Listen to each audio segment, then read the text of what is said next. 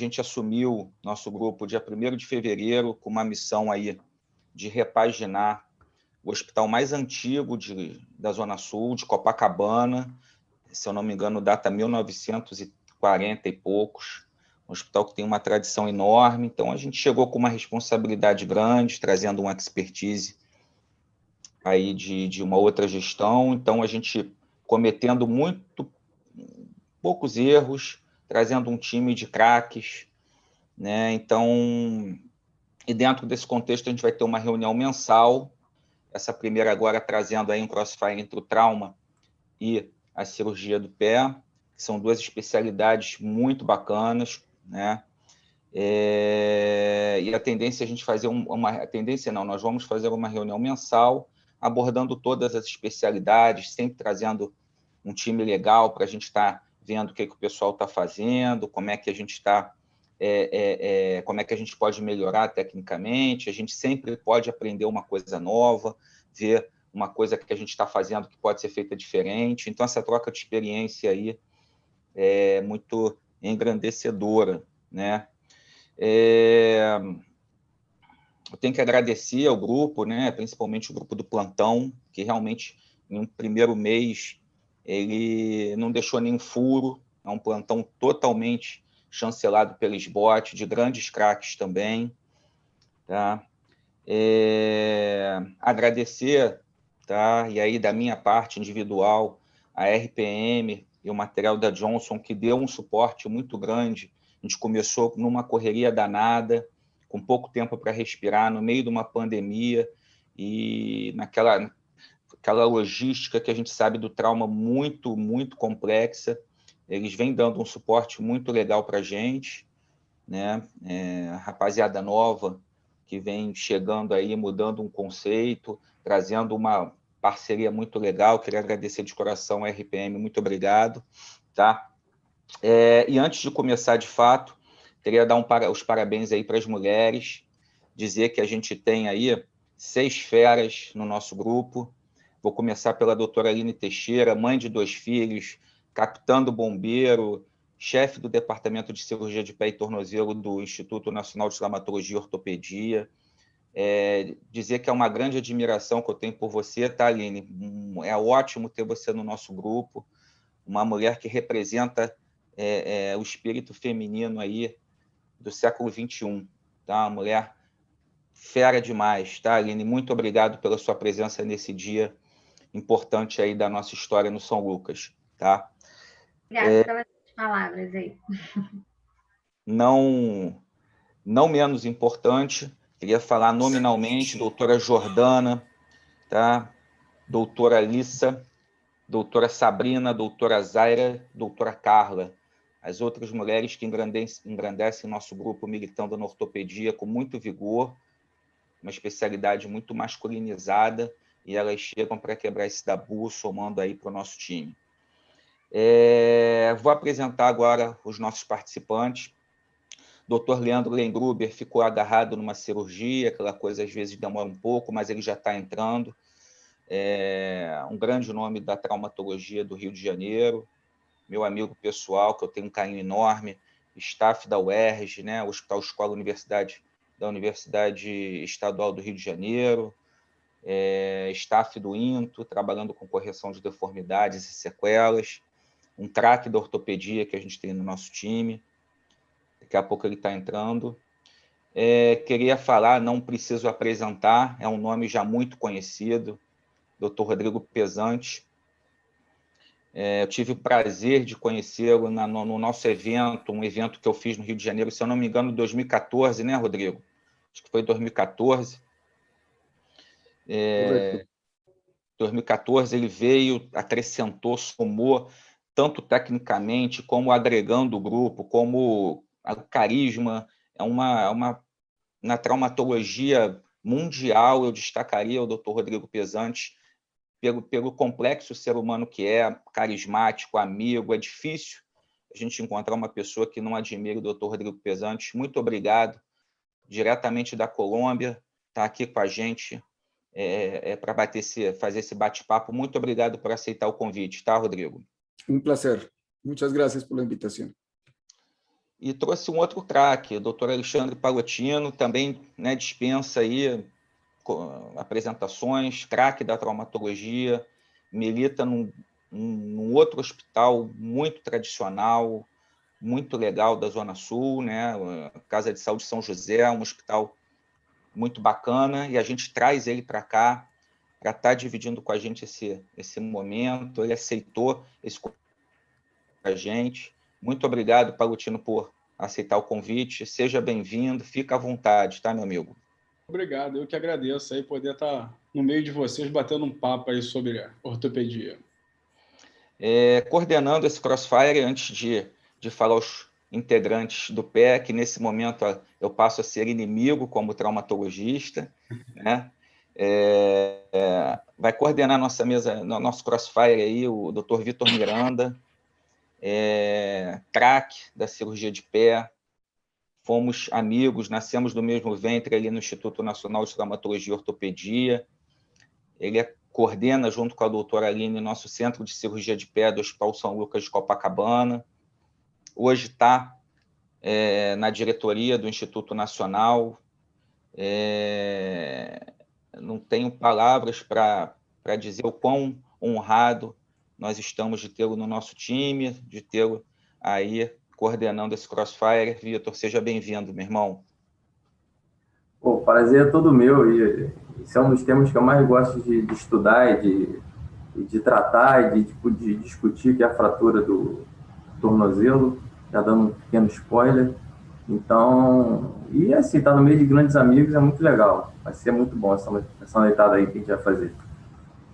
Dr. Tomás Nogueira, junto com a Aline, está compondo a ala adversária, né, de nós traumatologistas, mas somos grandes amigos, fomos contemporâneos de instituto, foi meu vizinho, hoje se dedica, fez a especialização, fez toda a formação no Instituto de Traumatologia, hoje não está no nosso grupo, está no grupo da Rede DOR, fazendo a especialidade, um cara que sabe muito de cirurgia do pé, meu amigo particular, vai estar somando aí ao grupo dos especialistas em cirurgia do pé. Obrigado por ter aceitado o convite, Tomás, seja bem-vindo, meu amigo. Então, valeu, Dani.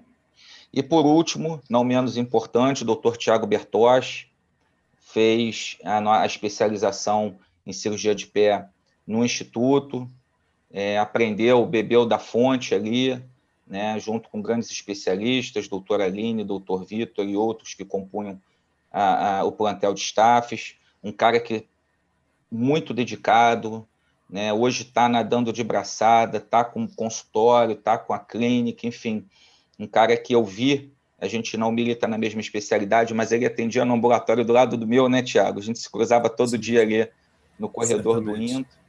Então, muito obrigado, Tiago, ter uma galera desse timbre aqui para a gente estar batendo um papo na segunda-feira, é muito bacana, obrigado por ter aceitado o convite, tá, Tiago?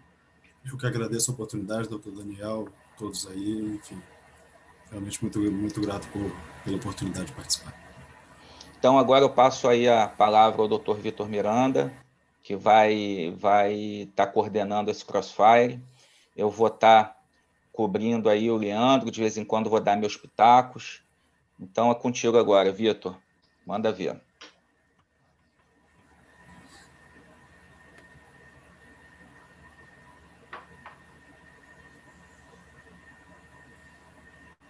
E aí, pessoal, vocês estão vendo aí a tela direitinho? Estamos vendo, sim. Maravilha. Então, já foram feitas as devidas introduções e agradecimentos, então a gente pode dizer que nós temos dois times, um time superior, obviamente, time da cirurgia do pé, e um time que a gente vai ajudar que eles entenderem um pouco melhor essa articulação tão complexa, que é a articulação do tornozelo. Antes de tudo, são grandes amigos, então, as brincadeiras à parte, eu espero que a gente consiga fazer o que é melhor para todo mundo, que é aprender uns com os outros e fazer a ortopedia brasileira e a ortopedia sul-americana evoluir cada vez mais. Eu tenho que dizer que eu não tenho nenhum tipo de conflito de interesse. Eu vou apresentar aqui dois casos, nenhum tipo de pegadinha, nada a enganar ninguém. Aqui a gente quer simplesmente discutir os conhecimentos, trocar ideias e evoluir. Então, o primeiro caso é um homem de 48 anos, é um ex-jogador de futebol profissional, que tomou de jeito na vida, estudou e hoje ele é juiz de direito, mas ele joga futebol recreativamente. Ele sofreu um trauma durante uma partida de futebol que causou uma incapacidade para andar, muita dor, e edema no nível da articulação tibial-társida, tornozelo, e ele foi encaminhado para a emergência. Alguma consideração, Paulo Tio, nesse tipo de situação? Vitor, é história clássica, né? Enfim, dor e edema nível tibial-társida após entorse de tornozelo, né? Foi trauma direto ou foi entorse? Uma entorse, uma trauma torcional. Trauma torcional no futebol. Torceu o pé com o pé apoiado. Provavelmente grama sintética, que é o clássico do travamento com rotação sobre o tornozelo, né? Não só do tornozelo, como do joelho. Avaliação básica, edema, avaliação neurovascular, né? E eu começar com um estudo radiográfico simples, API perfil, né? Estudar a congruência articular, ver se está se mantendo a anatomia, e um estudo radiográfico simples, API perfil, para iniciar o estudo de imagem após o exame físico, óbvio. Tiago, quais são os sinais assim que você acha que são de suspeição de uma doença grave, de um problema grave do tornozelo após um trauma? O que você considera importante? A gente só para a gente pontuar aqui rapidinho, que a gente tem muitos residentes que estão assistindo, então de repente vale a pena iniciar pelo básico assim. A gente sabe que a incapacidade de realização de carga é um sinal que chama bastante atenção, né? Nós, assim, até poderia citar a presença de dor, né, ao nível do tornozelo, o edema, a presença de equimose, incapacidade funcional, enfim. Existem os critérios de Ottawa, né, que poderiam ser utilizados, mas, na verdade, a gente acaba, de certa forma, considerando que ele inicialmente era em relação à necessidade de você realizar ou não a radiografia, e a gente sabe que todo paciente que apresenta uma história de trauma, mesmo que esteja conseguindo realizar uma carga com alguma dificuldade, eu acho que ele é um bom candidato a realizar esse tipo de exame, além do exame físico, né?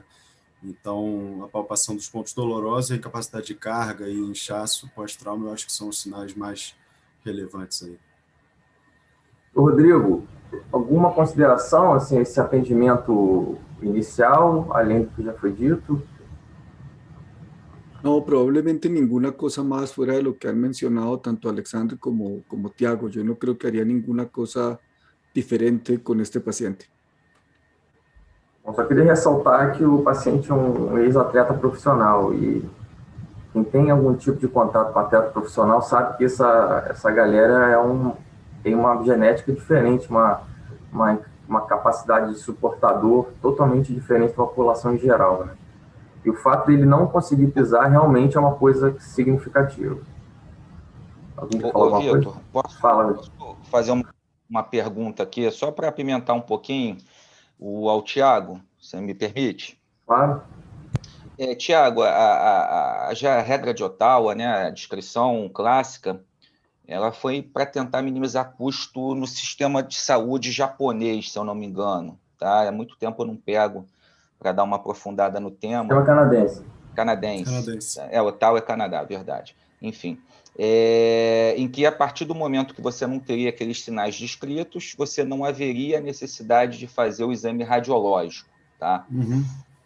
Na tua prática clínica, ainda mais se tratando de um ex-jogador profissional, como o Vitor falou, é um paciente que tem um limiar de dor diferente, tolera mais a dor mesmo, né? Ele tem uma vida, né, que ele se condicionou a suportar certas coisas que uma pessoa amadora, uma pessoa recreativa não está acostumado.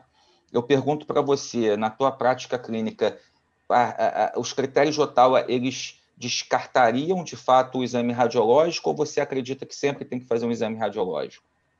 Olha, doutor Daniel, eu realmente acredito que sempre tem que fazer uma história de trauma.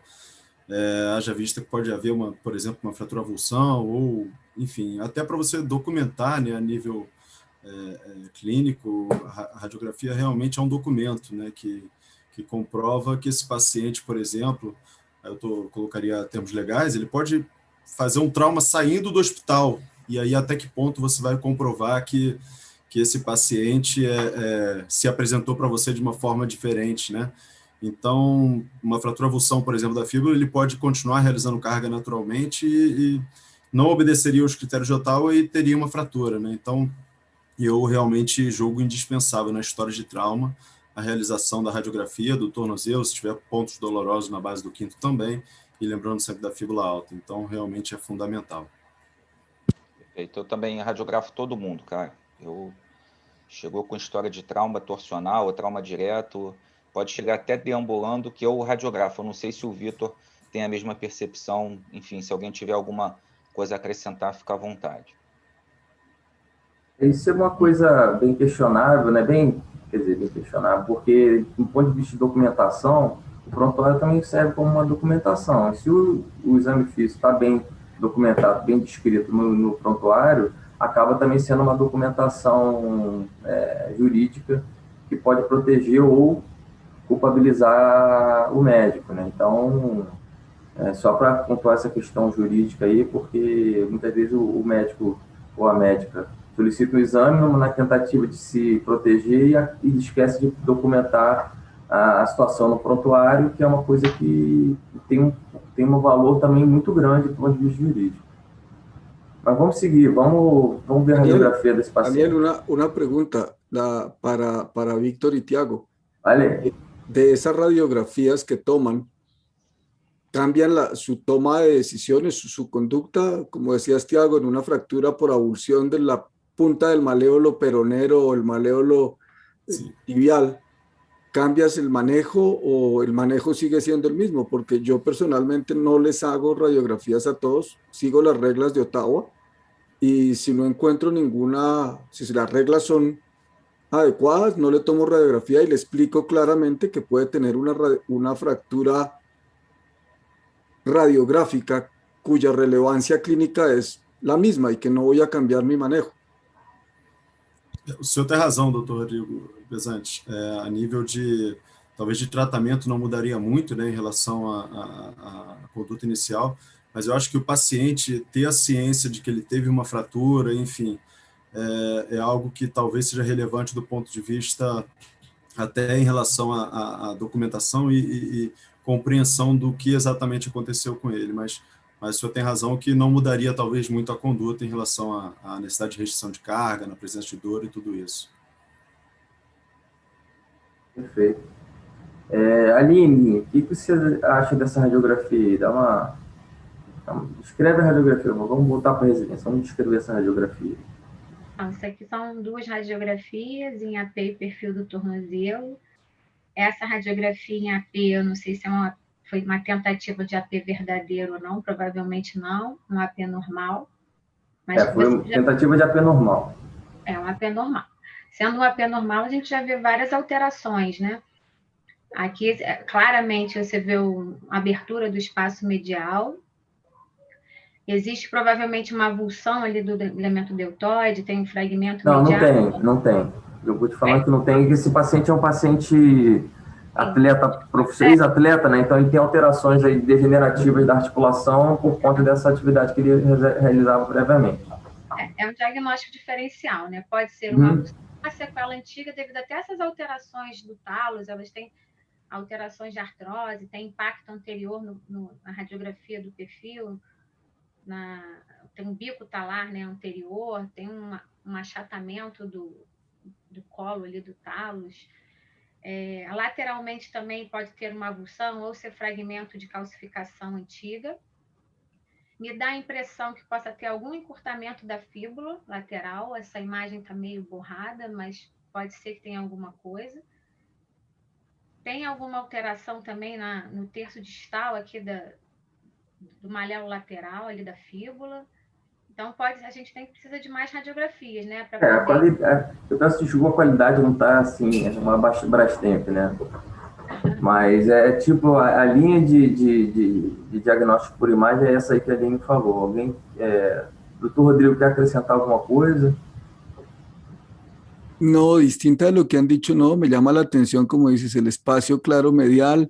Creo que hay algo detrás del peroné, probablemente la esquina posterolateral de la tibia distal, y me parece que tiene los cambios que son correspondientes a un futbolista profesional en su tobillo, después de jugar muchos años fútbol. Por supuesto. Palutino, o que você acha? Dá a tua opinião. Acho que é um clássico tornozelo de peladeiro, né? O cara tem degeneração, tem artrose, lesão ligamentar, um monte de calcificação. Enfim, tem uma abertura medial, né? Você vê que tem um talo já um pouco transladado. Eu acho que isso aí vale salientar o exame físico inicial, que tem que examinar, tem residente assistindo, né? Então, examinar o joelho do paciente pode ser uma clássica lesão de mesoneve, né? Enfim, então, englobar a radiografia do joelho, não só o exame físico, ver se tem dor, mas englobar a radiografia do joelho, não tenho a menor dúvida disso. Uma outra coisa a salientar no exame inicial desses doentes que têm tornozelo crônico são lesões do Aquiles. Não invariavelmente esses doentes chegam com uma história de entorse do tornozelo, edema, dor. Um raio-x normal, e são liberados como uma entorse simples do tornozelo e tem uma lesão do tendão de Aquiles e vem fazer um diagnóstico segundo plano, só quando não tem melhora e realmente procuram alguém que os examina e faz o diagnóstico da lesão do aquileu. Então, eu já vi isso acontecer algumas vezes. Então, acho que para quem recebe o doente na emergência, é extremamente importante salientar isso. O exame da região posterior do tornozelo, não só a região medial e lateral, o exame da articulação do joelho e a radiografia do joelho. Né, com essa abertura medial aí, eu incluiria tranquilamente na nossa triagem radiográfica de agora em diante, nesse caso, né? Foi muito interessante você falar do diagnóstico de lesão do tendão de Aquiles, porque isso já aconteceu comigo umas 2 vezes, quando eu ainda dava plantão de emergência grande, e uma delas me marcou tanto que eu já incluí no meu exame físico posteriormente, todos os pacientes, a palpação do Aquiles. Você vai lá, palpa o Aquiles, normal, beleza, manda ver, vai em frente. E já fiz diagnóstico de lesão do Aquiles dessa forma. Então, realmente é importante essa abordagem. Tiago, você acha que precisa fazer mais algum tipo de incidência radiográfica? Olha, doutor Vitor, eu realmente considero que a perda mortalha é uma incidência sempre bem interessante. E, certamente, como o doutor Palutino falou, o raio-x, enfim, além do exame físico, né, complementar aí com a parte proximal, então o raio-x da perna como um todo, né, para a gente verificar a integridade dessa fíbula, que possivelmente vai estar com uma fratura. E acho que, assim, avaliar em relação ao exame físico, se tiver alguma queixa no pé, também incluir o pé na radiografia, mas principalmente aí, nesse caso dessa radiografia, a perna em si. Melhoramos um pouquinho a incidência, e aí Tomás, o que você notou de diferente aí? Você quer complementar o comentário do pessoal com alguma coisa? Então, como o Bertotti falou, né? Realmente é importante ter o AP verdadeiro. E aí realmente fica claro o encurtamento aqui, né? Pela quebra do sinal da moeda da fíbula e o alargamento do espaço medial, né? Realmente sugere que lá em cima deve ter alguma alteração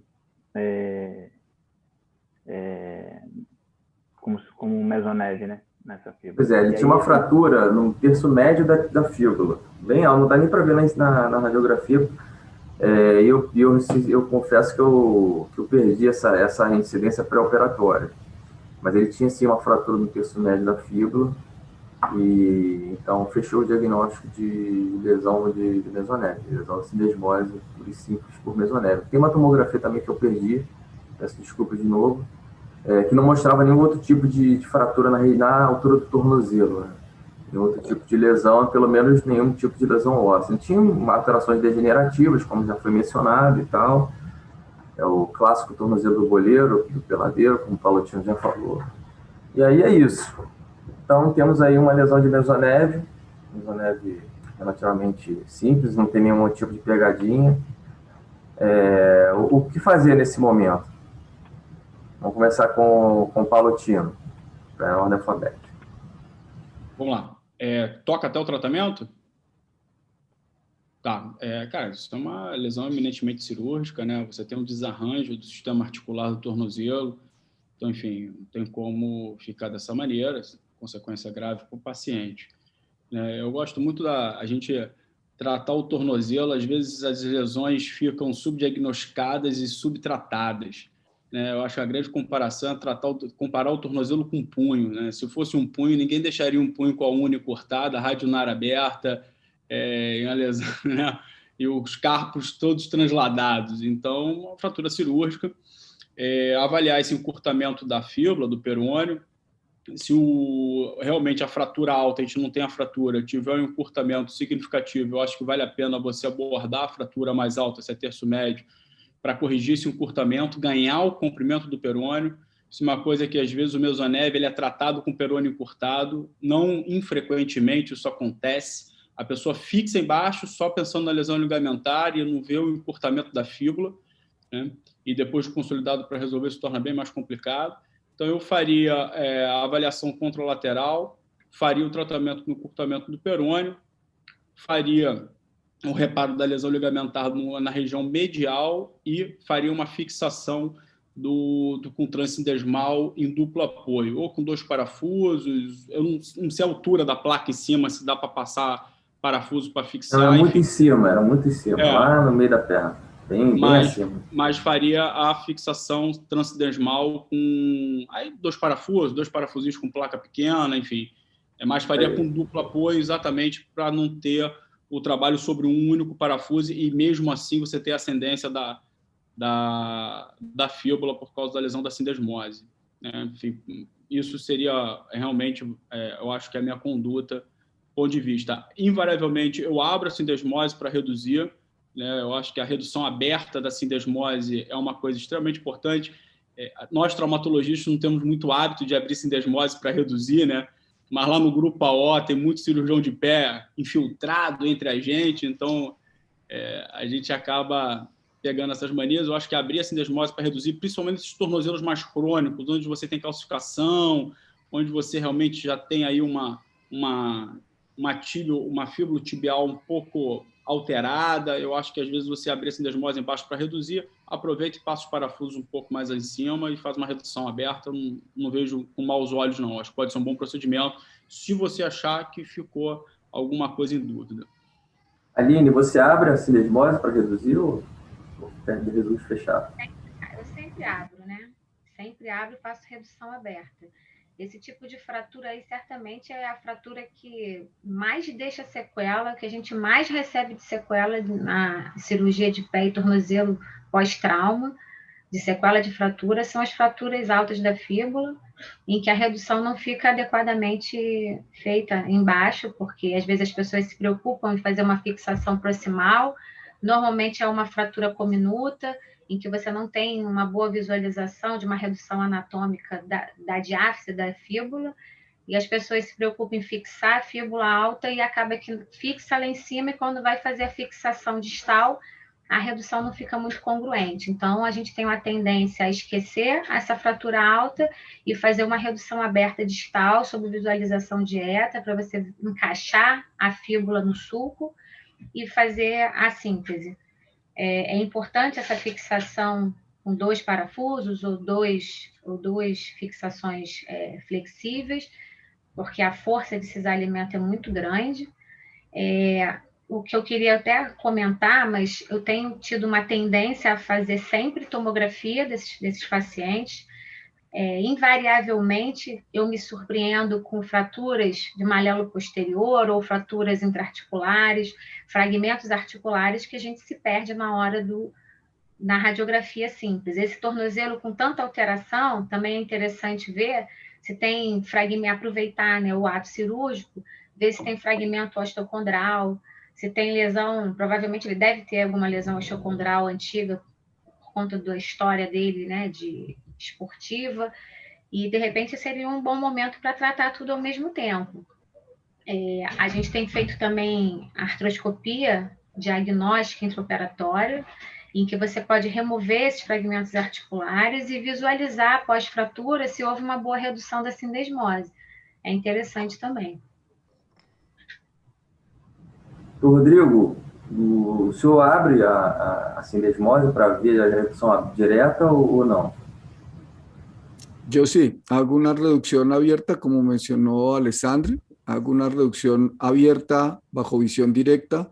Probablemente, contrario a lo que mencionó Alessandro, yo no le haría nada a la zona deltoidea, a la zona medial, excepto que no tenga una reducción anatómica.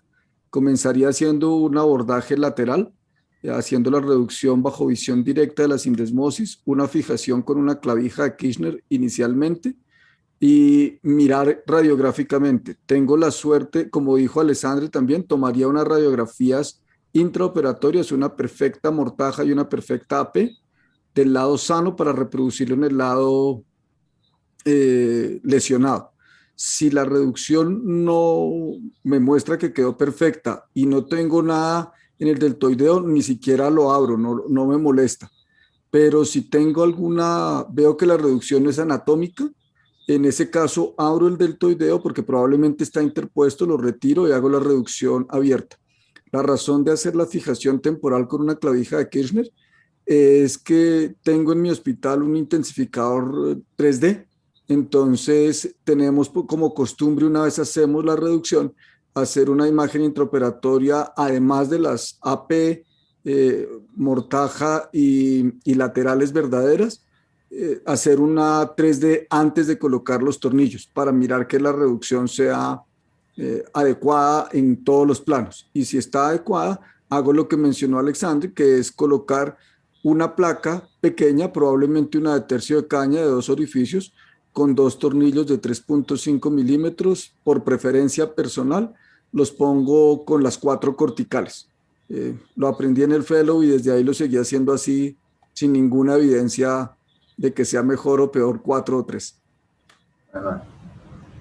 Tomás, você imagina assim, numa situação que você está na emergência, chega o paciente, tem essas radiografias, você mesmo assim ficou na dúvida, você tá na dúvida, imagina que tem esses 10 dias de evolução, o paciente já não está com tanta dor, está andando, e o que você pode fazer assim, na emergência de forma prática para ajudar o diagnóstico assim, da lesão?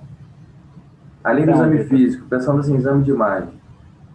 Então assim, a suspeita é realmente a lesão da sindesmose. E aí a gente vai endereçar a busca para isso e vendo assim, estou na dúvida, dá para a gente fazer as radiografias com estresse, né? E aí a gente vai tentar buscar abertura. Geralmente eu gosto de fazer tomografia e ressonância.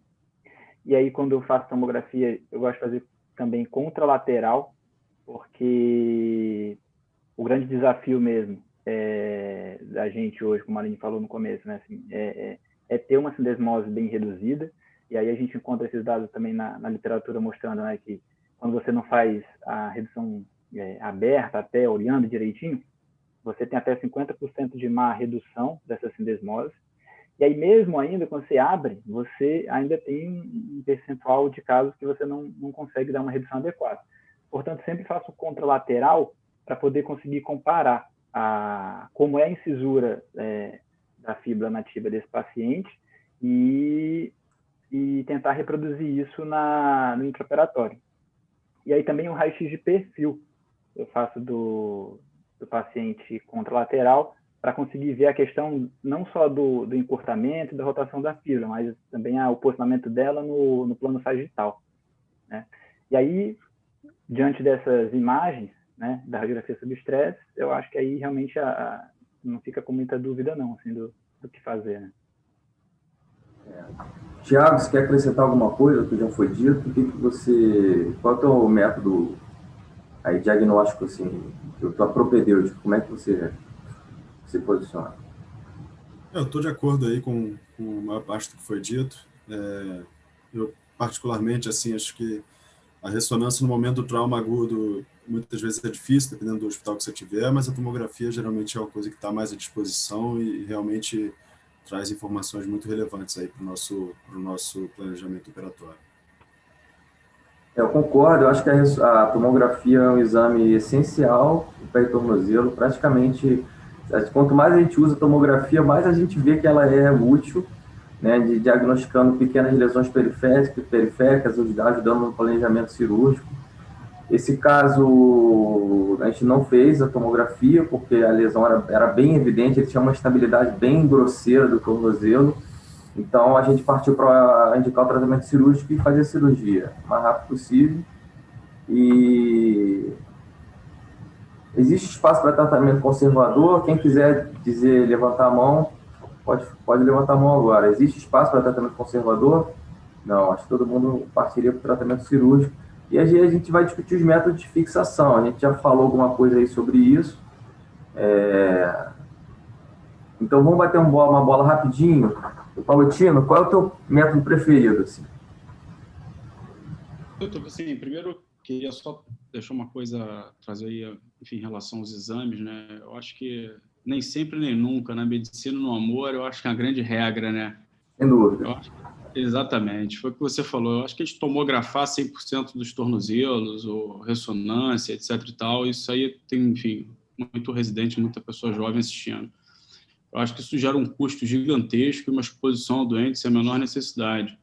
Eu acho que o tratamento é sempre customizado e personalizado de doente a doente, né? Enfim, como você falou, uma lesão dessa, uma radiografia simples em perfil não deixa a menor dúvida. E óbvio que exames de imagem que mostram lesões pequenas periféricas não vai mudar em nada o tratamento operatório do doente, né? Inicialmente na sala de trauma.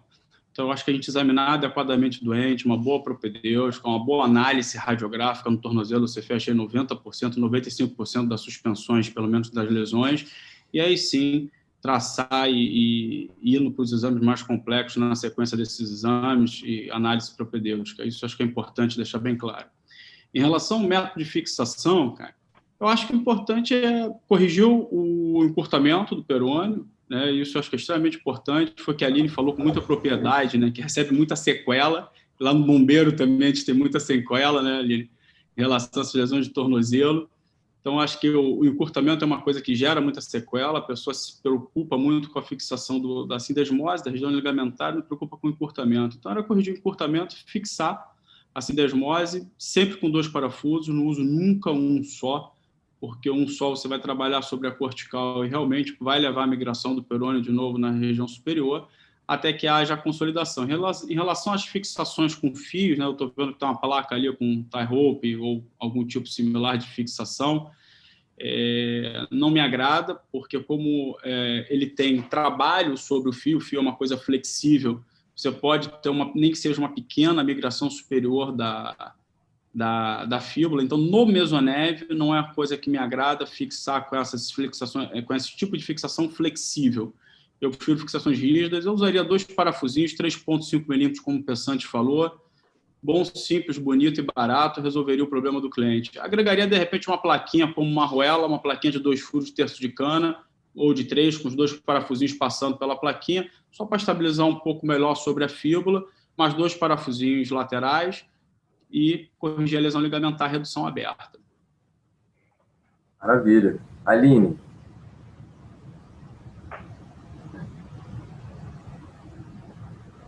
Sem som, Aline. Oi? Agora foi, estava sem som. Eu sempre fixo também, faço a redução aberta e boto 2 parafusos de fixação. 3 corticais ou 4 corticais? Tanto faz, na verdade, às vezes o parafuso nem chega, né? Se o cara for grande, a gente não tem nem parafuso tão grande assim. Normalmente eu uso 3 corticais, é o suficiente. Exato. Rodrigo. Ô, Vitor, vai lá. Posso fazer uma pergunta para a Aline, aproveitar que ela está aí? Aline, você falou da artroscopia, né? Num tornozelo desse, igual a esse caso, né, que tem já uma doença degenerativa, né, você vê que tem uma diminuição da fenda articular, tecnicamente, seria uma artroscopia mais difícil? Você acha que mesmo assim teria alguma indicação, né, ou realmente a doença pré-existente, talvez a gente deixaria de lado, nesse caso específico, uma artroscopia diagnóstica dentro do mesmo contexto? Eu acho que assim, é uma questão de conversar com o doente, né? Eu faria uma tomografia nesse cara, no caso, por causa das alterações degenerativas que ele tem. Com certeza ele tem lesão osteocondral, pode ter fragmento articular, não sei. E, na verdade, a artroscopia seria um instrumento a mais, assim, até para você ver a boa redução da sindesmose. Ele, apesar de ter um impacto anterior, ter um impacto anterior na tíbia, os acessos são anterolateral, anteromedial. Normalmente a gente não vai ter dificuldade, até porque a pinça está aberta, então não fica difícil de ver, e é uma coisa rápida. Na verdade, é colocar o artroscópio, ver como é que está, diagnosticar a lesão, tirar fragmento ou tratar a lesão, e depois da fixação. Perdão, a gente achou que estava aberto.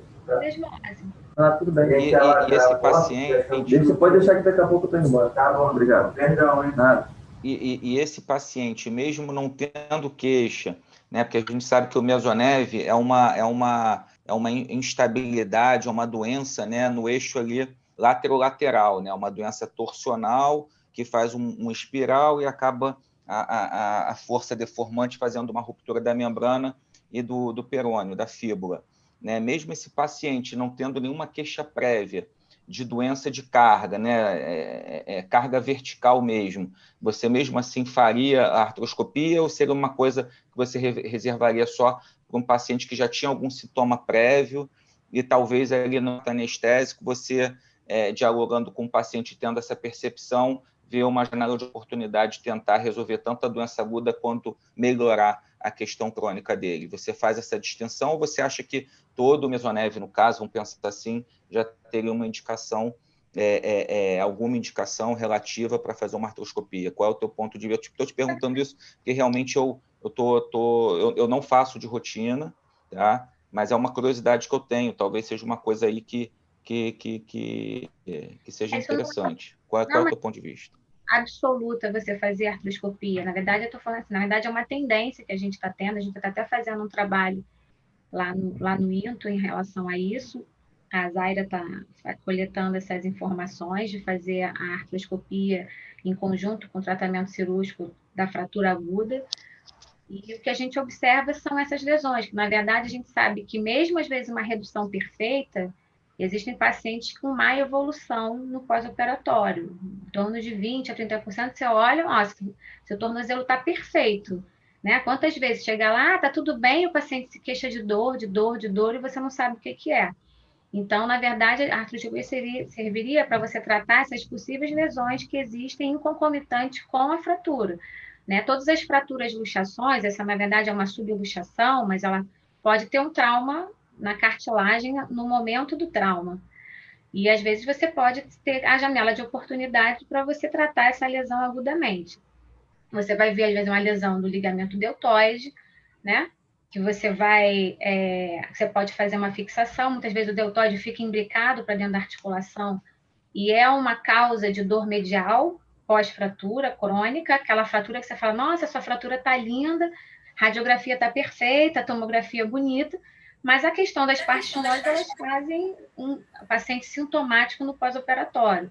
Então, você pode ter um imbricamento ali do ligamento deltoide, que a gente pode ver isso na artroscopia e tirar, você pode ter fragmentos osteocondrais que você pode tratar, a própria lesão osteocondral, você pode, ao mesmo tempo, já fazer uma microfratura. Então, existem, assim, na verdade, é o plus, né? Você pode tratar a fratura agudamente, como a gente tratou a vida inteira, e, na verdade, a gente está tendo essa tendência, em determinados casos, de fazer isso para poder minimizar o problema do pós-operatório daquela fratura que ficou muito boa e que o paciente evolui mal da mesma forma.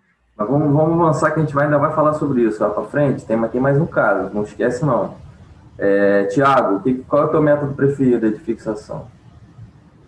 Olha, doutor Vitor, eu realmente considero que a fixação rígida é uma opção, nesses casos onde tem um encurtamento da fíbula, é uma opção talvez mais segura. Lembrando que quando você tem 2 parafusos e 4 corticais, tem uma maior chance talvez do paciente se queixar depois de uma restrição de dorsiflexão, enfim, você tem uma tendência, uma rigidez maior que talvez favoreça a você necessitar retirar esse material depois, né? Aumentando um custo um pouco mais com a necessidade de uma possível segunda cirurgia. Mas eu acho que o tie rope ele é muito interessante, ou essas flexíveis, né, muito interessante em caso onde você não tem encurtamento, para você fazer realmente esse controle no sentido lateral e medial, né? Mas, de qualquer forma, é previsto também a possível utilização deles. Tomás, o que você acha? Desculpa, Thiago, se eu fosse parar. Pode falar. Eu áudio uso e o vídeo do Leandro, por favor, da Leandro Lengruber. Eu uso parafuso bastante, né? Geralmente uso 1 ou 2 parafusos, geralmente com 3 corticais, mas o meu método de preferência hoje é o tie rope mesmo. Nesse caso, por exemplo, eu faria essa opção aí, a segunda opção, seriam dois tie ropes, colocaria divergentes. Eu prefiro o método dinâmico ao parafuso. E tem o método híbrido, né? Que é o método que agrada a todo mundo. O cara bota a placa, 2 tie rope, parafuso e todo mundo fica feliz, correto? Eu trouxe esse assunto porque esse realmente é uma controvérsia. Na ortopedia hoje existe uma tendência ao uso do tie rope, mas enfim, não sei até a que ponto isso está baseado em ciência ou baseado em simplesmente influência da indústria nos médicos. Eu gosto muito do Endobottom, mas sinceramente eu não sei se existe realmente uma diferença clinicamente significante em larga escala. De repente, para um caso ou outro, um parafuso vai ser melhor indicado, o outro vai ser melhor o tie rope, o Endobottom. Essa aqui é a minha opinião. Existe esse trabalho aí que mostrou o melhor resultado com o uso de tie rope, mas é um trabalho que ele usou só um desfecho de redução da TC pós, né, feita 3 vezes pós o tratamento. Então, esse QR Code aí, quem quiser olhar, é só botar a câmera do celular que vai baixar esse artigo. Todos os artigos que eu mostrar estão nesse esquema. E esse artigo foi muito criticado por nada mais nada menos que o Roy Sanders, né, que é um dos maiores traumatologistas do pé e tornozelo da história da ortopedia americana, né? Então, é uma crítica de uma pessoa que tem realmente algo a dizer, né? Não é qualquer um. E aí foi o meu tratamento, eu botei uma placa. Esse método de tratamento, ele é um método recomendado pelo Thomas Clanton e pelo John Kennedy, que são traumatologistas e especialistas que trabalham muito com atleta profissional. Então, eles dizem que você usando essa plaquinha lateral para dispersar a força e diminuir a chance de uma fratura posterior numa pessoa de altíssima demanda, seria o racional para você usar essa placa. Mas, enfim, eu respeito todas as opiniões. Eu trouxe mais um caso mais para ilustrar. Tem alguma polêmica, sempre tem. E é isso. Vamos passar para o próximo caso. Olha lá, a fraturinha lá na fíbula, um bom alinhamento. Pós-operatório. O paciente, ele voltou bem, voltou a jogar, tá bem, tá ótimo. É o que a gente chama de tigre, né? É o cara que é duro na queda pra caramba. Eu queria saber da galera, o Vitor, é uma dúvida que eu tenho. A minha resposta é sempre off, tá? É sempre tirar. O pesantes e o palotino, né? Eu acredito que a gente consegue resolver muito bem com um parafuso 3,5, 2 parafusos 3,5, faço 4 corticais também, sinto mais firmeza, acho que eu faço uma pega melhor, eu gosto de sentir a chave com dificuldade de girar, né, aquele torque. Agora, o meu inconveniente do parafuso ou ter que tirar ou ele quebrar, né, essa bola dividida. Como é que você, o Rodrigo e Palota, como é que vocês estão trabalhando isso aí com o paciente de vocês? Vocês tiram de todo mundo, deixam de todo mundo, conversa com o paciente, como é que vocês lidam com isso? Santos? Enfim, cara, eu tiro... Tô com som? Estão me ouvindo? Tá.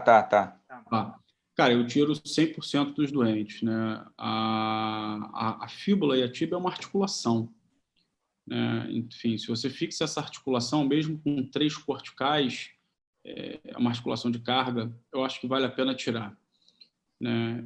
Volta àquela analogia com o punho. Quem é que bota um parafuso entre o rádio e a una e deixa o parafuso ali depois, mesmo depois da lesão cicatrizada?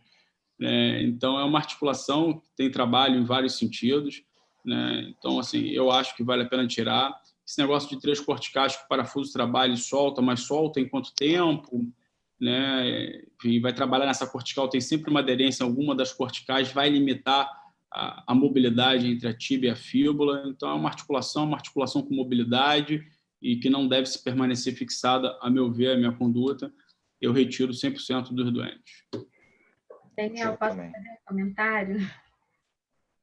Pode, claro. Você que manda. Esse negócio de você passar as 4 corticais e apertar, tuchar, tem que tomar muito cuidado, porque dependendo da altura que você passe o parafuso, você pode provocar uma abertura lateral. Você aperta proximal e abre distal. Então, esse apertamento tem que ser bem no encaixe ali da tibio-fibular. Se você faz isso um pouquinho acima e aperta demais, às vezes você tira aquela mobilidade natural entre os 2 ossos e pode provocar até uma abertura lateral, porque tem muita gente que não consegue uma boa redução, né, da tíbia e quer ganhar aquilo no aperto, na força, e na verdade não é essa ideia. Então, o ideal é você fazer uma redução ali anatômica sobre visualização direta e posicionar a fíbula naquela posição. Quando você aperta demais, às vezes é o parafuso que vai quebrar, é o tornozelo que vai ficar rígido, porque quando você coloca ali naquela posição neutra, ele não consegue fazer uma dorsiflexão adequada no pós-operatório. Então, tem que tomar cuidado com esse aperto para não ficar em excesso. Isso aí que a Aline falou é interessante, porque eu já vi do vendedor ele falar assim, não, o tie hoop é excelente porque você vai apertando e ele vai posicionando a fíbula no lugar dela.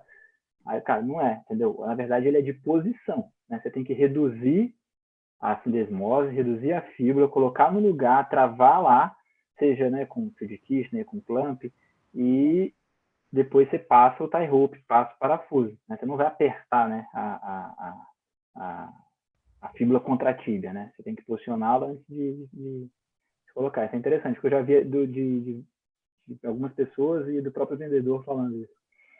O vendedor. Esse é o grande desafio, né? O plano axial, né? É saber se ela está posterior, anterior. Né? Eu faço sempre tentar reduzir fechado, tá? Eu não abro de rotina, não. Mas sempre tem alguma dificuldade, eu abro, seguro ali com fio de Kirchner e passo parafuso. Esse caso daí, realmente a pega não é o determinante, porque o paciente tem uma qualidade óssea boa, né? Mas a gente pega uns mesoneves, pelo menos em Copacabana, que é onde a gente milita, a gente pega paciente aí bem idoso, né? Com a fragilidade óssea enorme, os 4 corticais me dão mais segurança de fato, né? Mas a ponderação é muito fiel ao plano axial, né? Você ganhar comprimento, a gente vê muito facilmente, né? E a gente tem que estudar realmente o plano axial. Mas de uma fratura diafisária ou qualquer fratura que você quer comprimir, né, os fragmentos, ali a gente só quer posicionar. Então, tem que realmente tomar cuidado com esse confronto da tíbia com a fíbula, que acontece, às vezes, estaria até bem reduzido, mas ela fica tão apertada que o pós-operatório do doente é muito ruim, ele perde mobilidade e o parafuso que muito precocemente quebra e acaba não tendo um bom pós-operatório devido ao aperto excessivo desse parafuso. Rodrigo, alguma consideração final nesse caso, para a gente poder ir para o próximo? Isso era só para esquentar, já estamos falando há 1 hora dele. Dime. Beleza, então vamos. Próximo caso. Oi. Okay. Próximo caso, uma paciente feminina, de 42 anos, secretária, faz um montanhismo recreativo, mas basicamente sedentária, mas o hobby dela principal é andar nas trilhas e, enfim, fazer trilhas de leves a moderadas. Teve um trauma no tornozelo grave, ao descer do ônibus, evoluiu com uma deformidade grosseira e uma incapacidade de andar imediatamente com uma dor muito intensa e foi caminhada diretamente ao posto do pronto-socorro. Chegando lá, essa é a situação. Dá para ouvir o comentário. Esse é o tipo de fratura que eu gosto. Quando a pessoa olha e fala, ih, rapaz. Leandro, você que acabou de chegar, o que você acha desse caso? Bom, Chama o médico ou... Chama o ortopedista. Estão me ouvindo aí? Todo mundo está me ouvindo? Todo mundo, Leandro. Estou ouvindo. Então, primeiramente, boa noite aí para todo mundo. Desculpe o atraso e obrigado aí, Daniel, o convite. Prazer aqui estar participando com vocês. Bom, realmente, Vitor, é isso que você falou, né? O raio-x que a gente olha assim já dá aquele susto inicial, né? Então, a primeira coisa que a gente tem que se perguntar, óbvio, olhando isso aí, em relação às partes moles, né? A gente vê que esse tornozelo está luxado e não sei em quanto tempo ela chegou no pronto-socorro, né? Depois da lesão. Pouco tempo, chegou em menos de 1 hora. Então, realmente... Teve a sorte de ser encaminhada rapidamente para o hospital e... então, provavelmente ainda não deve ter dado tempo, né, de fazer uma lesão assim grande, né, um comprometimento grande nas partes moles, mas essa seria a minha primeira preocupação. E, em segundo lugar, né, reduzir esse tornozelo, né, o quanto antes. A gente sabe que a gente não vai conseguir botar esse paciente na sala no momento, mas tentar já alguma medida ali, normalmente aquela imobilização inicial que a gente faz ali, tirando a bota, né, a gente já consegue dar uma ajeitadinha e muitas vezes já consegue melhorar um pouquinho a posição, que com certeza vai melhorar ali a circulação e vai fazer com que a repercussão nas partes moles não seja tão ruim como seria se essa paciente só chegasse aí no hospital depois de algumas horas. Né? Ô, Tiago, e como é que é a tua abordagem? Você acha que você acha, não sei, a gente fazer a redução, você faz a redução a seco, dá uma dose de uísque 2 para o paciente, ou você faz anestesiado? Assim? Olha, doutor Vitor, alguns hospitais eles dispõem de uma equipe de anestesia de sobreaviso, né? E eu acho que fazer um bloqueio anestésico para esse paciente se torna algo muito menos traumático. Embora essas reduções dessa fratura em especial não costume ser uma redução difícil, né? Então, na ausência da equipe anestésica fazer um bloqueio periférico desse paciente, eu iniciaria uma dose de morfina, enfim, uma medicação analgésica mais potente, e o Nubain, enfim, alguma medicação realmente, até porque o paciente com menos dor, ele costuma conferir uma resistência menor para a tua redução, então realmente acho indispensável uma boa analgesia, realizar já a redução e colocar uma tala, preferencialmente uma tala em U, para manter esse posicionamento do tornozelo até o momento da cirurgia. Rodrigo. Sí, yo a estos pacientes ya mencionaron los tejidos blandos, etcétera, pero creo que una de las cosas importantes que yo les enseño a mis residentes es que miren la posición en que está desplazado el tobillo inicialmente. Entonces está desplazado hacia lateral, hacia posterior, lo cual quiere decir que uno tiene que empezar llevando su mano de posterolateral a anteromedial. Y esa es la maniobra de reducción, más que tratar de alarlo, que es lo que hace la mayoría de las personas, que lo tienen de cúbito supino, acostado boca arriba y tratan de alar el pie hacia proximal. Yo les digo a estos pacientes, cuando lo vean desplazado hacia posterior, acuéstenlos boca abajo, póngalos en prono y empuje el tobillo de posterolateral a anteromedial. Bajo, como mencionó Tiago, yo no les pongo anestesia, pero en el departamento de urgencias contamos con emergenciólogos quienes les hacen una sedación con midazolam y se hace en ese momento, pero creo que la parte más importante es ponerlo en prono, porque es mucho más fácil de reducir en prono que en supino. Y lo mismo que mencionó Tiago, una vez reducida, una tabla, una férula posterior y una férula en U para mantener la reducción y continuar los estudios pertinentes. Vale. Então tá. Eu vou acelerar um pouquinho esse caso, porque a gente ficou muito tempo conversando sobre o outro. Aline, mais algum outro exame de imagem para estudar esse caso? Então, fazer só um comentário aqui. Essas luxações grosseiras, assim, Eu, sinceramente, eu nem me preocupo muito com a analgesia, porque eu acho que esse paciente tem tanta dor que você fazer uma redução fácil, e em 5 segundos você tira a dor do paciente. Esse processo de ir para o centro cirúrgico, anestesiástico, é tão mais trabalhoso. Eu acho que eu já fiz pelo menos algumas, assim, umas 5 disso lá no bombeiro, boto na sala do raio-x, sentado, traciono, reduzo, já faço o raio-x na hora, da sala do raio-x já vai para a tomografia, já resolve todos os problemas do doente, o alívio da dor é imediato, ele quase te beija e resolve o problema, entendeu? Eu acho que assim, esse processo de ir para o centro cirúrgico normalmente é muito demorado e o paciente fica mais tempo sofrendo, né? Isso aí, quando a gente trabalha... Eu concordo com a Aline também. É muito rápido e realmente dá um alívio muito grande para o paciente. Enfim, na vida real, na prática, é o que a gente acaba fazendo. Quando eu falei do bloqueio, eu falei pensando da equipe anestésica em direção ao paciente, se tivesse de prontidão, uma analgesia forte. Eu falei pensando na possibilidade, por exemplo, de ser um Bosworth, que seria aquela fratura irredutível, você ter alguma dificuldade, embora essa aí não aparente ter, eu acho que uma analgesia facilita o procedimento e acaba sendo uma coisa um pouco menos traumática. Uma dose de morfina você consegue fazer rapidamente para esse paciente, ou até o midazolam, como o Dr. Pesantes falou. Mas, de fato, Você está certo em anestesiar o doente.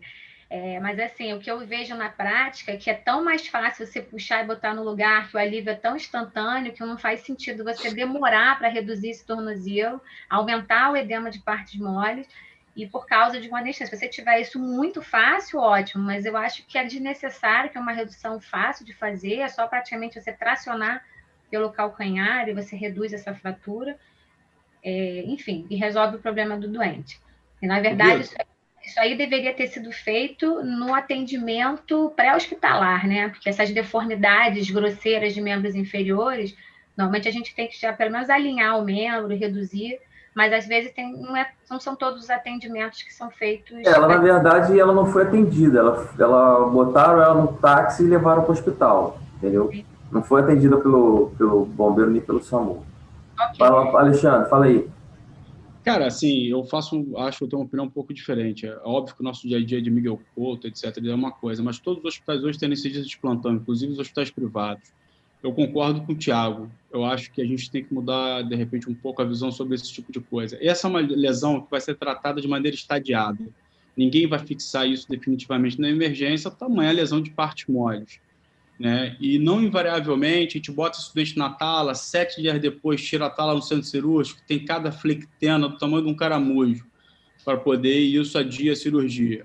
Ou não invariavelmente essas reduções se perdem dentro das talas e esse tornozelo fica subluxado e aguarda 10 a 15 dias subluxado dentro da tala, porque ninguém vai puxar novamente na enfermaria até a fixação definitiva dessa lesão. Então, assim, a minha visão eu acho que o estudante tem que ir 100% cirúrgico, concordo com o Thiago, o estudante pode ser feito uma hack nele, uma sedação como vocês queiram, e eu acho que o ideal seria, de repente, colocar um pino-pino do chanjum calcâneo, um pino da tíbia lá em cima, um fixador para transporte simples, com uma barra única, e esse estudante vai, sim, aguardar seus 7, 10, 15 dias com articulação bem reduzida, as partes moles bem tratadas e de maneira indolor, entendeu? Eu acho que a gente tem que começar a valorizar esse tipo de lesão do tornozelo. Isso é subvalorizado. Reduzir e botar numa tala, às vezes vai atrapalhar o tratamento definitivo, vai levar esse doente 15 dias, 10, com uma articulação subluxada, com uma lesão condral. Então, eu acho que é uma articulação luxada, fraturada, e é uma emergência ortopédica, completamente diferente do outro caso. Isso é como fratura exposta, isso é como luxação irredutível, isso tem que ser colocado na sala, tem que ser tratado como a emergência que é, tá? Essa é a minha opinião. Pessantes. Na verdade, essa redução imediata, é feita imediatamente. Você coloca a seguir na sala para botar um fixador externo, não para ser um tratamento definitivo antes da fixação definitiva. Mas se eu cair de moto, chegar com o tornozelo luxado, tu me bota na sala, não reduz a frio no raio-x não, hein? E o cara diz que é traumatologista, tá vendo? O cara diz que é traumatologista e pede midazolam. Estamos de olho, Paulotinho. Não, pô. Estamos de olho, hein, rapaz? Nas minhas costas. Não, Palotino, eu concordo com você plenamente. Eu acho que esse paciente é um paciente que merece um fixador externo, sem dúvidas. Eu levaria para o centro cirúrgico, mas até ele ir para o centro cirúrgico vai levar o quê? 1, 2 horas? Mesmo que esteja todo mundo ali de plantão, até esse período eu faria ali uma redução, colocaria uma placa para levar ele para o centro cirúrgico e colocar um fixador. Isso aí eu concordo perfeitamente. Ele merece um fixador, sem dúvida. Só vou fazer um adendo aqui, galera, que o São Lucas hoje tem uma equipe de anestesia na emergência, tá? Então, também não vejo problema nenhum em fazer um bloqueio. Um anestesista hoje faz um bloqueio em 1 minuto, entendeu?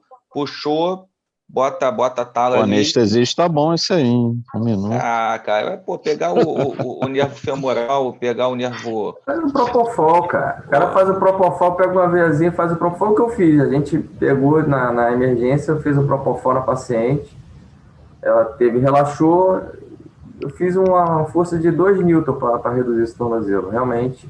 Porque, assim, o que eu acho é o seguinte, isso depende muito do perfil do paciente. Tem paciente que é mais duro e você consegue fazer a redução.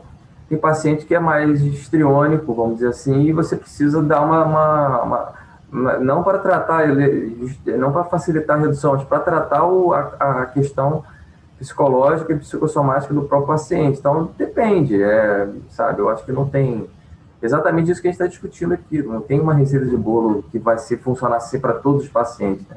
Tem pacientes que vão chegar, o próprio paciente vai botar o pé no lugar, como eu já vi isso acontecer num campo de jogo aí. Eu acho que foi um jogador de futebol americano, teve uma luxação de tornozelo, o cara foi lá e virou o tornozelo. E tem pacientes que não vão conseguir nem olhar para o pé, vai ter que desmaiar, sabe? Enfim, isso é de paciente para paciente. A gente é médico, a gente tem que tratar o paciente. Mas sem dúvida nenhuma, o Palotino, uma força deformante, né, dessa, né, um trauma dessa magnitude aí, ele não vai ficar 2 horas reduzido dentro de uma tala, né? Ele vai sair na hora.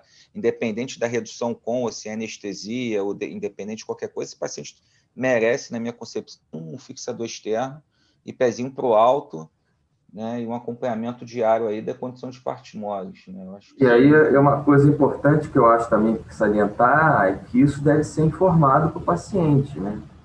Isso deve ser informado imediatamente para o paciente ou para a família. Fala, essa é uma lesão grave, vamos tentar reduzir. Não sei se vai dar para a gente fazer essa cirurgia rápido, até às vezes pode demorar. Isso porque é uma coisa que pode gerar um desconforto entre a equipe médica e o paciente, né? Enfim. Aí, Tomás, algum exame de imagem além da radiografia? Tomografia. Reduziria e colocaria tomografia e faria tomografia. Nesse caso, tem uma tomografia feita também na emergência, né, junto com o tornozelo luxado. O hospital que ele foi atendido não tinha ortopedista de emergência, só que tinha clínica, então ele foi encaminhado para os exames de imagem antes da avaliação da ortopedia.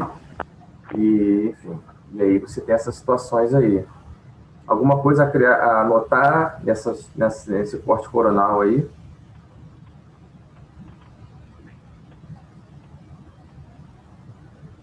Eu falaria aí, Vitor, que, me intrometendo, desculpa, mas a gente não consegue ficar quieto, é uma lesão de tornozelo, um trauma torsional, mas a gente observa aí que talvez tenha um acometimento da zona de carga, né? Você vê que a parte aí da tíbia aí pode ter sofrido um pouco, a área de carga da tíbia pode ter sofrido um pouco, né?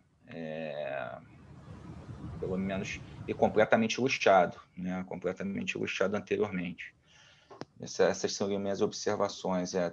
Uma avulsãozinha aí posterior, mas no coronal seria isso. Talvez tenha um cometimentozinho da zona de carga aí da tíbia, independente do mecanismo de trauma torsional, mas pelo posicionamento, pela dinâmica da lesão, pode ter tido um acometimento aí da área do pilão.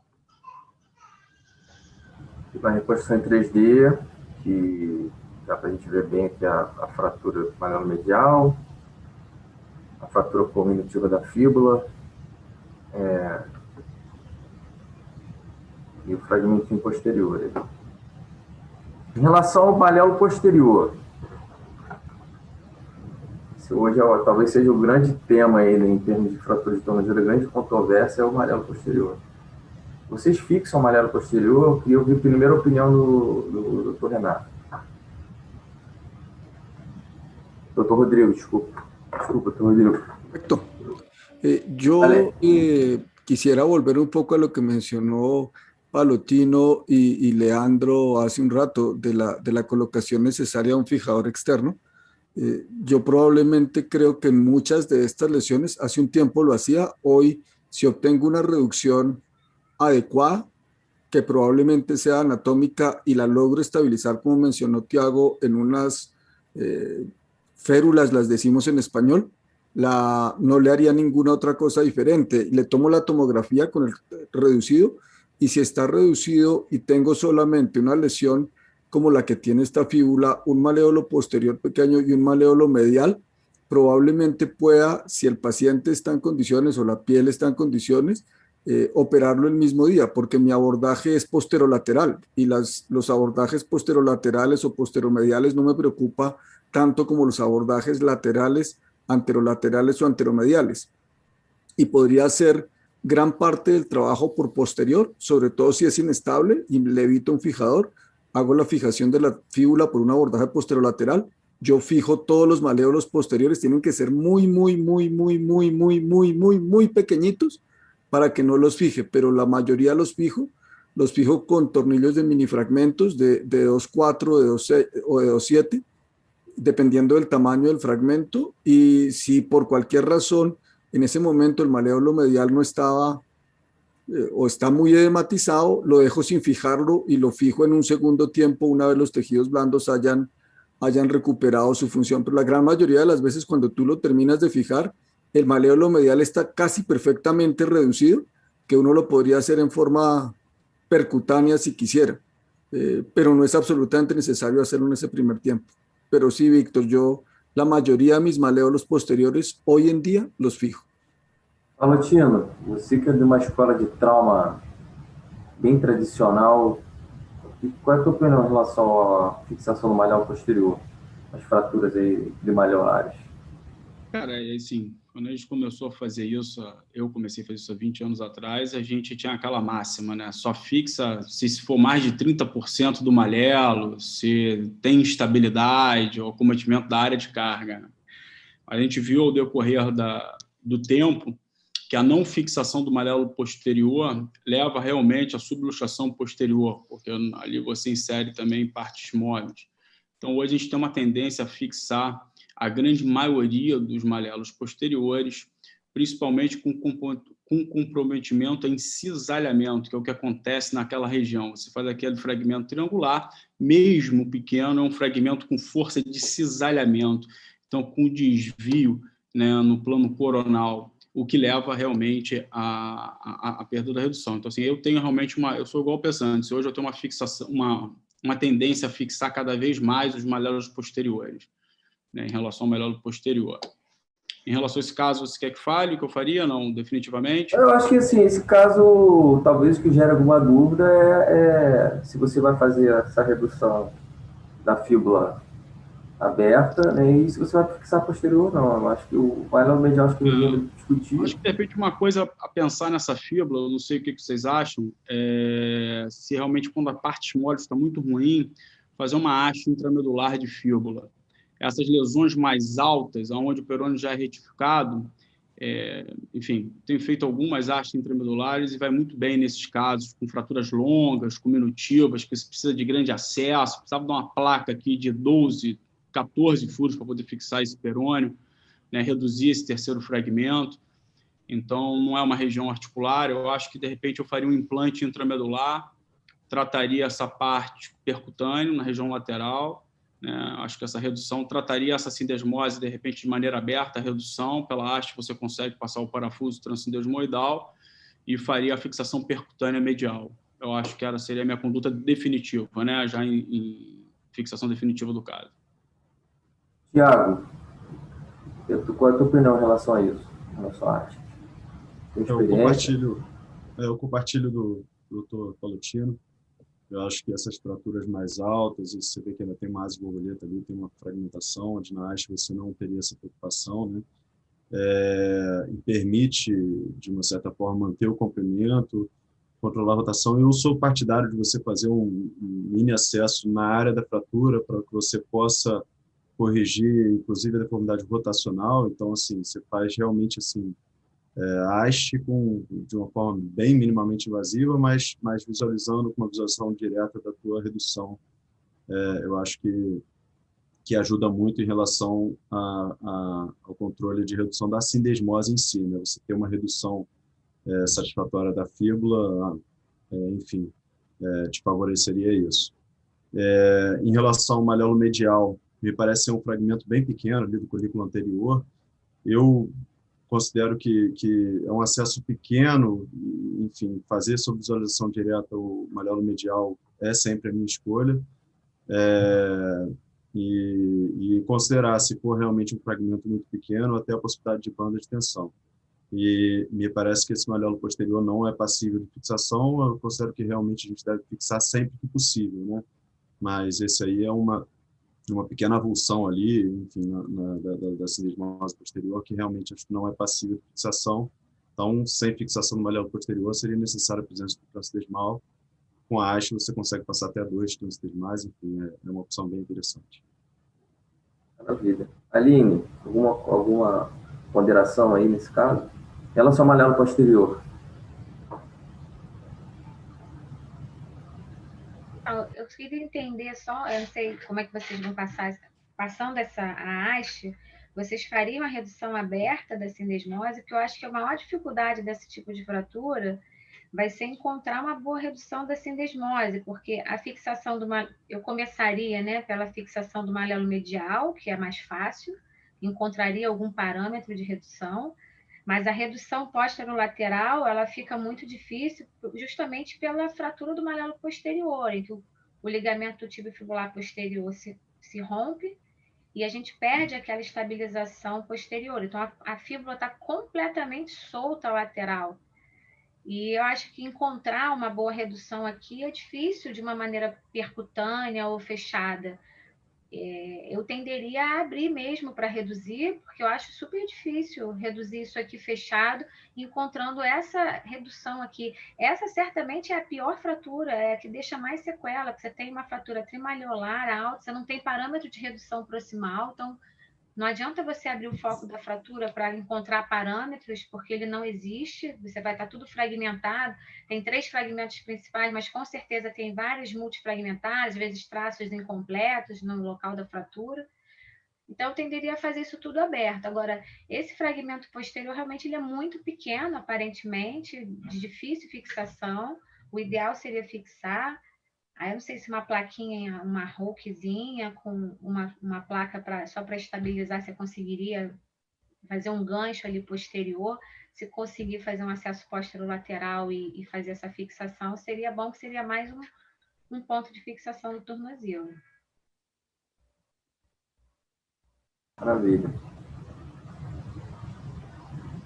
E aí a gente está mostrando aí o malelo posterior, né, a inserção ligamentar nesse acidente ósseo, que realmente indica a fixação. Eu gosto de fixar em quase todos os casos. Esse caso especificamente eu não fixei, assim, a classificação de Haraguchi para malelo posterior. A fixação do malelo posterior, nos casos aí dos 2 últimos tipos de baixo, eu acho que ninguém tem dúvida. Os 2 tipos de cima é que geram algum tipo de questionamento ainda, principalmente tipo 1, que é uma fratura em casca de ovo, né? Mas eu particularmente gosto de fixar mesmo esse tipo de avulsão aí. E a artroscopia, a gente já falou bastante de artroscopia, eu usei artroscopia nesse caso, e vou mostrar algumas imagens. Existe uma grande incidência de lesões osteocondrais, né, em fraturas graves desse tipo. E essa paciente tinha uma fratura osteocondral, né? Essa meta-análise é interessante, porque ela faz um apanhado de quase todos os artigos publicados até o momento, de desfechos de pacientes com lesão osteocondral na vigência de uma fratura aguda, e mostra que não tem muita diferença, assim, em termos de desfecho, com uma tendência de que quando você tem uma lesão osteocondral, o resultado é pior. E aí, Só para exemplificar, a lesão achocondral que essa paciente tinha era muito grande, que não parece, mas ela é grande, e aqui mostrando aqui a cinesmose dela, também aberta, e essa, eu estou mostrando isso aqui depois da fixação, na verdade. Essa é a fixação, e aí estou aberto a críticas. Eu acho que quando a gente recebe críticas de pessoas inteligentes é que a gente cresce. Então, vamos lá. Ô, Leandro, o que você acha desse malelo medial aí? Deixa eu ampliar aqui para eu também. Está no celular, né? Bom, acho que ele está bem reduzido, aparentemente aqui. Você fez percutâneo ou fez aberto? Fechado. Não, ela tinha, deixa eu só complementar aqui, só para contextualizar. Nessa altura, você consegue ver o meu cursor? Sim, sim. Então, nessa altura aqui na pele, ela tinha vamos dizer, uma abrasão. Não chegava a ser um flicteno. Era uma pequena abrasão que eu fiquei com medo de abrir. Então, eu fiz um acesso, fiz um amipo, né? Fiz um acesso em cima, um acesso distal para ver a cinesmose. Fiz a redução da cinesmose, fixei provisoriamente, passei a placa, fixei em cima, fixei embaixo, depois fechei a cinesmose. Então, o pessoal falou aí da haste, assim, eu não tenho experiência nenhuma com a haste, então não consigo opinar em relação a isso, mas uma placa, né, uma placa em ponte, uma placa minimamente invasiva, eu acho que funciona muito bem, né? O Pallottino falou até da dificuldade, né, do tamanho da placa, que realmente no passado era difícil, né, principalmente com material comum, mas essas placas pré-modeladas hoje, elas têm tamanhos maiores, né, comprimentos maiores, então realmente ficam mais fácil para fazer essa abordagem nesse tipo de lesão. E eu gosto disso que você falou também, de fazer o acesso ali distal, reduzindo a sindesmose, e esse é o meu guia, né? Eu não me preocupo tanto ali depois com o traço de fratura, né? Então é aquilo, se você olhar ali o perfil, você vê que tem ali um fragmento posterior saindo, mas assim, isso aí não tem, na minha opinião, não tem a menor relevância, né? Acho que o malelo lateral tá ótimo, né? A fíbula tá bem reduzido, e acho que foi uma boa redução. A única coisa, só para não dizer que eu faria tudo igual, né? Eu faria quase igual, eu teria feito ali a fixação da sindesmose. Eu gosto de fazer suprassindesmal. A única diferença, mas acho que tá perfeito. E o malelo medial, você disse que fez fechado também, né? O malelo medial, igual o Thiago falou, eu gosto de fazer aberto sempre. Eu gosto de abrir. Eu fiz um pequeno acesso para entrar o parafuso, não para ver a fratura, não para entrar o parafuso. Sim. Não. Eu gosto de abrir ali, olhar, ver a redução. A não ser que tenha alguma coisa na pele que realmente me impeça. Mas acho que é só uma conduta pessoal. Não vejo problema nenhum em fazer fechado também. Acho que o resultado está bom. E realmente o malelo posterior não tinha como ser fixado. Muito pequeno. Rodrigo, as considerações aí ao tratamento. Pega leve, por favor. A mí me parece que la reducción es adecuada. Probablemente hubiera hecho algunas cosas diferentes. En la radiografía lateral me llama la atención la deformidad en antecurvato, una deformidad en banana. Y la longitud me parece que quedó adecuada, y el maléolo medial, si uno mira la radiografía lateral, el colículo anterior, ahí donde estás mostrando, el colículo anterior está abierto y los tornillos se entran demasiado posterior. Y mirando ya la tomografía y todo, el maléolo posterior, yo te dije que los fijaba todos. Este es uno tan pequeño que probablemente hubiera considerado lo que ustedes hicieron. Yo no tengo experiencia con los tie rods, yo prefiero los tornillos de situación, pero es preferencia personal, no es evidencia.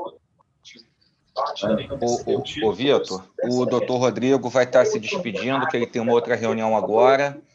Eu queria agradecer a presença ilustre do nobre colega, uma referência em traumatologia aí. Mais uma vez, Rodrigo, muito obrigado por estar aqui com a gente, tá? Você é um cara super querido por todos nós, tá? E vamos ter várias oportunidades ainda, tá bom, meu irmão? Muchas gracias, cuídense mucho. Então, Tomás, o que você teria feito diferente aí? Primeiro, em relação ao tratamento, eu acho que, assim, diferente da maioria da opinião das pessoas, eu não teria esse fluxograma direto de fazer um fixador externo e depois programar 7, 10 dias a redução definitiva. Eu acho que dependendo do tempo de evolução, da luxação e do trauma, eu tenderia a fixar direto. Se eu tivesse condição de pegar o paciente imediatamente e levar para o centro cirúrgico, fixaria direto. Em relação a cirurgia que você fez, eu achei que foi perfeito, né? Assim, acho que não mudaria nada. Acho que eu gosto, I hope. Talvez uma malleolo medial. Você colocou um parafuso ou dois? Em dois. Talvez eu deixasse um parafuso no malleolo medial, porque eu achei o colículo anterior pequeno. E assim, parece uma avulsão do colículo anterior. Aline. Acho que era isso. Aline. Eu não sei, eu estava até vendo, parecia que a fratura do malleolo medial era bem bonitinha, mas você vê que tem uma fragmentação, né? Uhum. Uma fragmentação. Isso aqui, na verdade, realmente uma pequena fragmentação que aconteceu quando eu tentei fazer a redução, que eu coloquei uma pinça aqui, e aí fez a fragmentação. Eu botei ela muito próxima da ponta, né? E aí quebrou aqui. Mas aí eu tive sorte de conseguir melhorar a redução, enfim. Alguma outra coisa? Essa fixação, né, percutânea, e a gente acaba perdendo um pouco mais, é o parâmetro de redução, né, porque essa asa de borboleta posterior, que fica mais pastorizada, às vezes a gente pode perder um pouco da flexão, né, pode ter algum grau de flexão da fíbula lateral, que acaba sendo fletido, mas é muito difícil. Essa redução desse malleolo aqui, nesse tipo de fratura, eu acho mais difícil de todos, porque você realmente não tem parâmetro nenhum, só o suco da sindesmose para você reduzir e a superfície articular do talos, né? Você não está tudo solto. E acaba que, como tem essa asa de borboleta posterior também, a gente perde totalmente o parâmetro. Então, aparentemente está bem reduzido, está direitinho. Não sei se esse parafuso distal talvez esteja intraarticular, não sei. Não sei não se tá. Eu também não, né, pô? Não sei, mas eu acho que ficou ótimo. Assim, Tiago, alguma consideração? Não, acho que a opção foi realmente perfeita e conseguiu ganhar o comprimento da fíbula e realmente me parece muito adequada, muito feliz. Assim. Agora eu vou passar para um cara que eu sei que vai criticar. Paulo Tino, por favor. Criticar não, cara. Ficou super elegante, a redução ficou ótima, super elegante. Placa ponte, miopo, pô, cara, grande opção para quando você não tem a haste, placa ponte, enfim. O importante é o método, né? Ambos são estabilidade relativa, ambos mantêm a biologia, ambos agridem pouco a pele. Acho que o recado que a gente tem que deixar é: o tornozelo está bem reduzido, a sindesmose bem reduzida, articulação bem alinhada, o comprimento mantido, a rotação do perônio, né, que muitas vezes foi o que o Thiago falou, é difícil você resolver, tem que fazer um pequeno acesso para resolver a rotação. A rotação e o encurtamento do perônio, que é a grande sequela do componente lateral, né? E a interposição com a abertura do medial é a grande sequela. Mas, cara, a edição ficou super elegante. Ficou obrigado. Não, assim, tem algumas críticas que eu mesmo faço. Eu acho que esse malleolo medial poderia ter ficado melhor, mas, enfim, é uma fratura muito difícil, realmente. Mas das fraturas de tornozelo, uma das mais difíceis. A fratura que eu tornozelo, que eu digo fratura malleolar, né? Não estou colocando pilão nessa conta, não. Uma das mais difíceis de fazer por conta da instabilidade de partes moles, né? E, enfim, a paciente teve uma evolução regular, não teve uma evolução tão boa. Ela teve um problema na ferida lateral, mas que depois se resolveu, teve uma infecção superficial, depois acabou se resolvendo. Mas ela não ficou 100% sem dor, não. Ela tem uma dorzinha ainda, por conta daquela, eu acredito que seja por conta daquela lesão ascondral que eu mostrei. Enfim. Vitor, aquela lesão era em qual região que eu não me situei bem ali? Bem no domo do talos, bem aqui. Mas se você volta lá... No momento que faz a rotação, aquela área ali aquela área mais... Aqui, tá vendo? Era bem aqui. Vem aqui onde a fíbula estava apoiando, a fíbula não, a tíbia estava encaixada aqui, bem aqui assim. Volta uma imagem aí. Boa. Oi? Volta uma imagem aí, naquele corte coronal. Tem essa imagem branquinha aqui que já parece ser fragmento solto, talvez. Entendeu? Talvez. Estou só assim, a gente tem que já não subestimar esse tipo de fratura desde o início, né? Eu acho que é importante a gente respeitar a fratura, que é uma fratura grave, uma fratura que vai dar trabalho, uma fratura que, como todo mundo reagiu, né? Meu Deus! É aquilo, né? É uma fratura que vai ser uma torada. Então a gente tem que respeitar, se planejar, que eu acho que é a melhor maneira de a gente tratar esse tipo de lesão. Legal. Então é isso, gente. Acho que foi muito legal a discussão. Agradeço aí a presença de todo mundo. E, enfim, me despeço aqui, deixo aí a palavra para o Daniel, de repente deixar o pessoal se despedir. Eu vou dar as últimas considerações aqui e vou passar a bola para todo mundo. Tá? Dizer que foi muito agradável a noite aí de segunda-feira. De coração, Palutino, muito obrigado. Você é um cara que engrandece aonde você chega, meu amigo. Muito obrigado.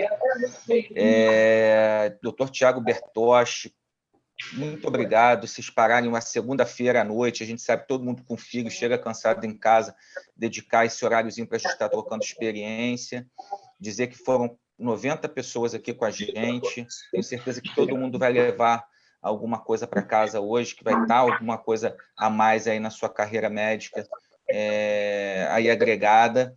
Aline, muito obrigado. Dr. Leandro Lengruber, meu amigo, meu irmão, muito obrigado. Dr. Tomás Nogueira. E, Vitor, parabéns pelos casos, meu irmão, conduziu de forma brilhante, casos interessantíssimos, né? Levou a gente a uma discussão bem bacana. Muito bom, galera. Deixo a palavra aí com cada um para as considerações finais. Palota, vamos lá. Bom, eu que agradeço. Eu acho que a gente está sempre junto e a gente conseguindo estar. A gente conversou anteriormente dos serviços privados, as nossas experiências, não só das instituições públicas, mas agregar as instituições privadas. E tá todo mundo junto. Acho que isso só o paciente ganha, só a gente ganha, só os hospitais ganham. Obrigado pelo convite, foi um prazer. Lengruber, gostei da barba, hein? Tá um estilo. Obrigado a todo mundo aí, os amigos. Novo show. Gostei. Um abraço para todos. Aproveita o gancho, Leandro. Vai você agora, depois Aline, Bertoshi e Tomás, para a gente encerrar e jantar. Então, agradecer aí o convite, foi ótimo. Né, não consegui chegar desde o início, mas discussão de caso em altíssimo nível, com pessoas de altíssimo nível, e acho que é muito legal. É bom para a gente aprender também, a gente tem as nossas condutas, mas saber o que os outros estão fazendo é bem legal, a gente repensa o que a gente faz, se vale a pena fazer alguma coisa nova, é isso. A gente está sempre aprendendo, sempre se questionando, acho que é assim que a gente evolui. Tiago, queria agradecer aí a oportunidade. Queria agradecer a oportunidade aí, doutor Daniel, doutor Vitor, agradecer aí a possibilidade da gente realmente discutir, aprender aí diante dessas feras. E realmente acho que é um modelo muito válido aí. Os próximos estaria assistindo com certeza. As próximas discussões aí, doutor Daniel. Realmente é um modelo muito interessante. Valeu, Bertoshi. Aline, agora. Obrigada, Daniel, Vitor, foi ótimo. A gente está sempre aí aberto a participar das discussões.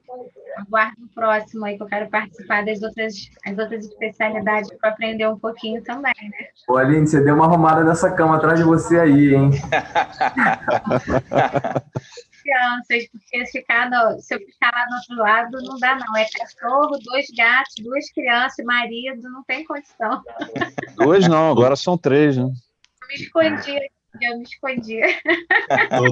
Doutora Aline é a fornecedora oficial de fantasias para minha filha. Que vai sobrando das filhas dela, vai me dando. Agora não vai dar mais para sobrar, porque vai ficar para a próxima. Eu estou sabendo. Secou a fonte.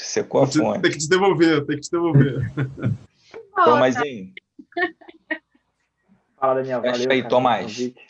Valeu pelo convite, valeu, Vitor. Foi muito bom. É muito legal essa discussão, né? Porque, assim, por mais que a Crossfire a gente vai defender um aspecto, nada, a gente vai trocar experiência aí, né? Ver a opinião do pessoal e sempre tentar melhorar o tratamento dos pacientes que a gente vê. Bem legal mesmo. Valeu, Daniel. Valeu, galera. Então, mês que vem vai ter mais uma, outro mês outra. A gente vai estar sempre se reunindo aí, fazendo uma ciência legal. Vamos encerrar por hoje. Muito obrigado a todos. Uma ótima noite, uma ótima semana, tá, galera? Um beijo a todos. Valeu. Vamos fazer a fotinha da tela, pô. Pô, faz aí, quem é que tá? Faz aí. Aqui. Vai. Pera aí. Oi. Como é que faz essa parada? É só dar um print da tela, meu. Tem uma tela. Já foi, né? Porra. Acho que eu fiz. Ia pegar a câmera fotográfica. Porra, cara, eu sou pouco tecnológico, porra. E vai mandar revelar o filme amanhã a gente vê a foto. Valeu, galera. Show de